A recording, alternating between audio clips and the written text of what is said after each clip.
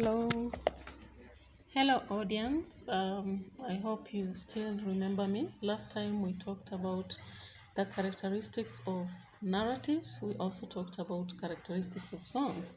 Now today I'm going to focus on the effects of some of the characters or the features we find in narratives. I think I already talked about the functions of closing formula and opening formula. Now today I'm focusing on function of songs, humor, repetition, dialogue, among other features. I'll start with the functions of songs now. We normally have songs coming in narratives. Now, why do we have them? Songs are there to entertain the audience in the situation where there is a stage performance. They also have to break the monotony of narration because sometimes the narration can be monopolizing, and therefore a narrator has to come in with a good opportunity and make the participants participate, and this is through songs. We also have songs that develop the plot of the story. How many of you know the narrative known as Career? It was tested in about 2018, and I guess for those who saw it, it had that song that was serving in enhancing the plot of the story. So this is to prolong the story and bring about episodes that can be also interpreted aside from the main narrative. What else do we see in the songs? The songs within narratives capture the mood of the moment within a story. It can bring that sad mood, the joyous mood, and other situations. In this case, it relieves the tension within a story. Songs sometimes create the suspense in a story and can be used to anticipate that climax of the story. And you'll find that most times they come just after the story has developed. Now, sometimes songs are a source of communication about the characters. For example, you may establish the character trait of a crow or any other animal that is found within that story. We have character development because of songs. Now, when Career sings to the ogre all the time and tells him to spare her and maybe eat the finger and all that, then we have established her as a creative character. We have other functions of songs, but that is much about songs. Now, I also want to talk about the functions of dialogues. Many people ask why dialogues in a narrative. Now, dialogues are in a narrative to serve in developing the plot of the story, because a narrative is just like any other book, but it's very short and it's a traditional setting. Now it's here to develop the plot of the story, because within that story we must have episodes. We also have a dialogue helping us explore the characters. So we realize that when these characters are exchanging, maybe an ogre talking to a woman, there is this story that talks about a woman who is almost being eaten by the ogre, and there is a conversation, and the woman tells the ogre that maybe just spare me and then I'll bring you some gift. Now within that situation you find a character a development too. Dialogues bring realism in a story. There is more realism when dialogue is used. In other cases, you will find these dialogues building thematic concerns, because the characters talk in a narrative and they build certain aspects. There is another question which many people ask: why do we have animal characters in oral narratives?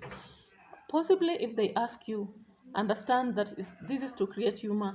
You know, imagining that animals can talk, that can dance, you will actually laugh as compared to when you've used human beings. It achieves the indirect castigation and avoids direct attack of human beings. Now, if in case we find that an ogre or a given animal here is a human name, we will always refer to such people in the society and think that the folly behavior is related to such names. But when you use animals like chameleon and what have you, you have nobody to criticize. Then animal characters normally have to pass a moral message. Animals teach us some things, like maybe we have to be hardworking in the story where the hare is punished for not working as the rest. Now, animals also have a universal nature compared to human beings. You cannot actually pin down a certain animal to anybody. There is also repetition in narratives, and many people ask why. Repetition is there to build rhythm or serve as bringing some regularity. When you say that it rained and rained again, and men cried and cried and cried, you can see that there is some regularity in some information. It is also a source of humor. You know, when somebody repeats themselves, sometimes we find humor in it. And obviously, just like in other genres, we find stress or emphasis when repetition is applied in a narrative. It also serves as a sense of continuation, you know, cumulative way of bringing information. When you say they walked and walked and walked, you know, like we are going to have a cumulative idea of how actually they did it. Repetition also builds the tone and the mood in a narrative because, for example, when a sad phrase is repeated several times, then it creates the mood of sadness. The other question that many people have been asking is, why do we have rhetorical questions in narratives? I hope you know that during performance in paper one, such a question can be asked indirectly, like how do you engage audience?